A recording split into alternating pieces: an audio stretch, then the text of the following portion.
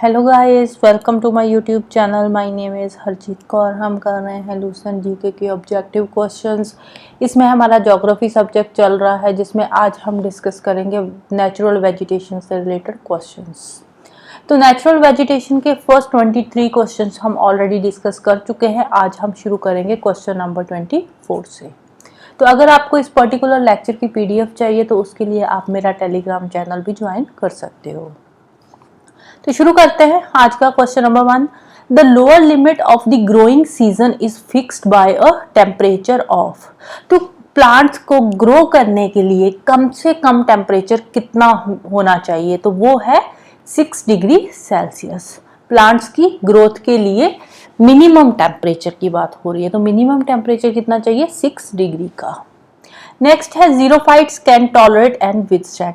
अब ये जो जीरोफाइट की वेजिटेशन होती है ना, जीरोफाइट्स होते हैं, ये कहाँ पे होते हैं? ये होते हैं डेजर्ट रीजन में, जहाँ पे पानी बहुत कम मिलता है। तो डेजर्ट रीजन की जो वेजिटेशन है उसको बोलते हैं xerophytic plants.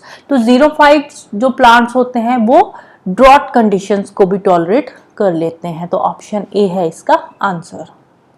Next, xerophytes are plants which can grow in region having. अब देखो ये डेजर्ट रीजन के प्लांट्स है, तो ये कहाँ पे होंगे? जहाँ पे लो मॉइस्चर होएगा, ज्यादा पानी नहीं होएगा।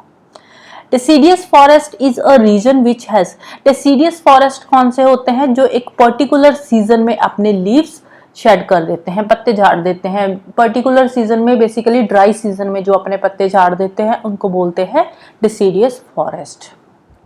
तो ये कौन सा रीजन है? Trees which shed their leaves. तो ऑप्शन बी है इसका answer. Next, natural vegetation of an area needs to be preserved for the future mainly for the purpose of. अब नेचुरल वेजिटेशन को प्रिजर्व करने की जरूरत है फ्यूचर के लिए। क्यों? सो दैट कि आने वाले टाइम पे जो नई स्पीसीज है वो ब्रीड कर सकें, इसीलिए हमें नेचुरल वेजिटेशन को प्रिजर्व करने की जरूरत है। राइट? तो आंसर आ जाएगा option D, providing material for breeding new species. Next, in evergreen forest rainfall should be. अब देखो एवरग्रीन फॉरेस्ट है, मतलब सारा साल हरे भरे रहते हैं, तो यहाँ पे रेनफॉल ऑब्वियसली हैवी रेनफॉल ही होगी, तभी एवरग्रीन है। अगर बीच में कोई ड्राई सीजन आएगा तो उस ड्राई सीजन में ये अपने लीव्स शेड कर देंगे। तो एवरग्रीन फॉरेस्ट है तो इट मीन्स रेनफॉल क्या है? यहाँ पे हैवी है and through out the year हो रही है, पूरा साल हो रही है। और ये एवरग्रीन फॉरेस्ट कौन से रीजन में मिलते हैं? ये मिलते हैं इक्वेटोरियल रीजन में। Next, thick stems and thorny wax coated leaves are commonly.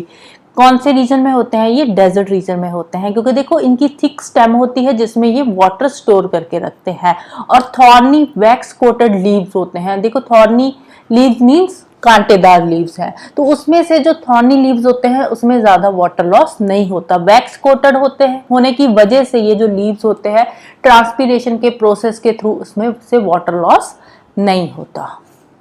Next, sal and teak are commonly found in. Sal and teak जो ट्रीज की वैरायटीज है ये कौन से रीजन में होती है? ये मॉनसून फॉरेस्ट में होती है, तो ऑप्शन सी है आंसर।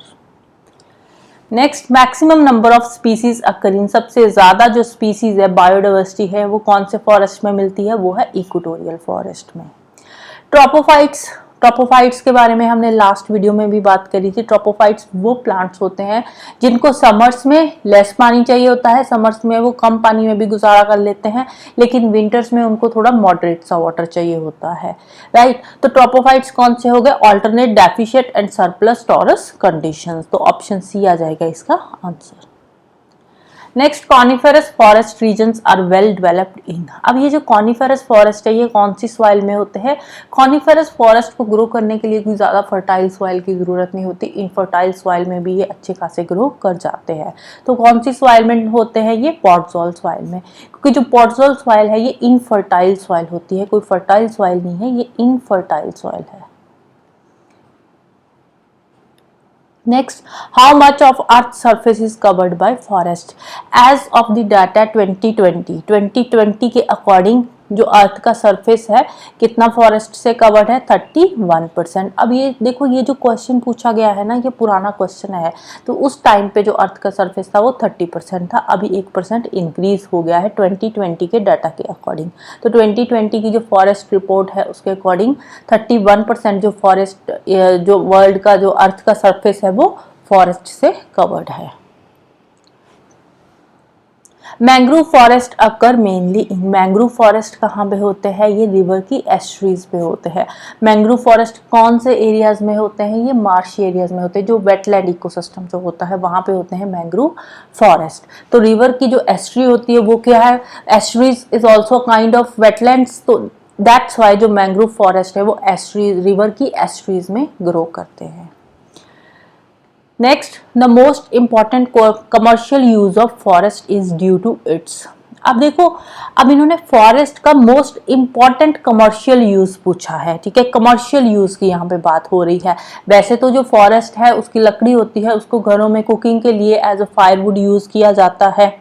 कंस्ट्रक्शन के लिए जो टिम्बर की लकड़ी होती है उसको कंस्ट्रक्शन के लिए, लकड़ी को टिम्बर बोलते हैं, तो टिम्बर जो है उसको कंस्ट्रक्शन के लिए यूज किया जाता है। और ये जो फॉरेस्ट की लकड़ी है उसको फर्नीचर बनाने के लिए भी यूज किया जाता है। बट जो मोस्ट इंपॉर्टेंट कमर्शियल यूज है फॉरेस्ट का वो क्या है, वो है manufacture of would, pulp and paper. Commercial use, most important commercial use की बात हो रही है, right. Next, which type of rubber provides the best commercial rubber, तो ये है कैस्टिलो रबर। और जो प्लांट होता है कैस्टिलो रबर का, ये वो कुछ इस टाइप का होता है देखने को। Next, which of the following countries ranks first in producing teak, तो टीक प्रोडक्शन में कौन सी कंट्री नंबर 1 पे है, वो है थाईलैंड।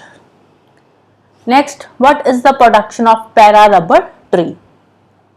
अब पैरा रबर ट्री में क्या होता है, इसकी जो स्टेम होती है ना, स्टेम को थोड़ा सा काट के, मतलब इस हिसाब से काटा जाता है कि जो ट्री है वो पूरा सूख ना जाए, तो इसको थोड़ा सा काट के इसमें जगह बना के यहाँ पे कोई कंटेनर रख दिया जाता है और उस कंटेनर में यहाँ से लेटेक्स को कलेक्ट किया जाता है। जो ये वाला जो ट्री है ना, जो लेटेक्स प्रोड्यूस करता है, उस लेटेक्स को इस कंटेनर में कलेक्ट किया जाता है और उससे रबड़ बनाई जाती है। तो अब ये जो पैरा रबर ट्री है इसकी प्रोडक्शन कितनी है, इसकी प्रोडक्शन है एक साल में 2 to 10 पाउंड्स, तो ऑप्शन ए आ जाएगा answer. Rubber plantation are found in, rubber plantation कौन से रीजन में होती है, रबर प्लांटेशन होती है इक्वेटोरियल फॉरेस्ट रीजन में। Mention the softwood producing region, softwood कौन से रीजन में होती है, सॉफ्टवुड होती है टेम्परेट रीजन में।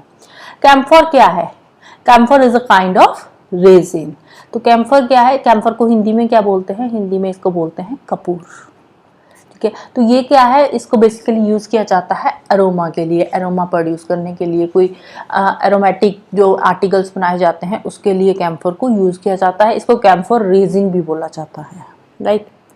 Next, camphor is used for, इसको किस लिए यूज किया जाता है, टर्पेंटाइन ऑयल बनाने के लिए इसको यूज किया जाता है। और ये वाला जो ऑयल है ना, ये भी फ्रेग्रेंस के लिए यूज किया जाता है, ये वाला ऑयल भी। तो जो एरोमेटिक प्रोडक्ट्स बनते हैं वो कैम्फर रेजिन यूज करके ही बनाए जाते हैं। Next, which of the following is a softwood from coniferous, तो आंसर है इसका पाइन। पाइन क्या है, पाइन एक कॉनिफेरस ट्री है।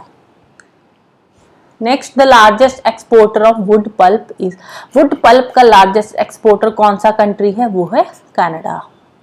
Next, the tundra region is economically important for, tundra region किस लिए इंपॉर्टेंट है। अब देखो, टुंड्रा रीजन में कोई बहुत ज्यादा फॉरेस्ट तो है नहीं है, ना ही कोई बहुत ज्यादा मिनरल रिसोर्सेस है, लेकिन वहाँ के जो एनिमल्स है ना, फर बियरिंग एनिमल्स है, उसके लिए इंपॉर्टेंट है। ये जो फर बियरिंग एनिमल्स है इसकी स्किन से बहुत सारी चीजें बनाई जाती है, तो इसीलिए टुंड्रा रीजन हमारे लिए इकोनॉमिकली बहुत इंपॉर्टेंट हो जाता है। Next, equatorial forest of the Amazon basin is also known as, Amazon basin के जो इक्वेटोरियल फॉरेस्ट है उनको और क्या बोला जाता है, उनको बोला जाता है सेल्वास। और ये जो अमेज़न फॉरेस्ट है ना, अमेज़न के घने जंगल है, इनको क्या बोला जाता है, लंग्स ऑफ द वर्ल्ड, क्योंकि ये जो अमेज़न के फॉरेस्ट है ये वर्ल्ड में सबसे ज्यादा ऑक्सीजन प्रोड्यूस करते हैं। Next, salt teak and sandalwood grow well in, अब साल्ट टीक के बारे में पहले भी बात हो चुकी है तो क्वेश्चन यहाँ पे रिपीट हो रहा है। तो ये कौन से फॉरेस्ट में है, ये है मॉनसून फॉरेस्ट में। Next, coniferous forest are most extensive in, सबसे ज्यादा कॉनिफेरस कौन सी कंट्री में है, वो है रशिया, तो ऑप्शन सी है answer, right. So this is all about today. जाने से पहले वीडियो को लाइक कर देना, शेयर कर देना और चैनल को सब्सक्राइब कर लेना। Thank you, bye bye, have a nice day.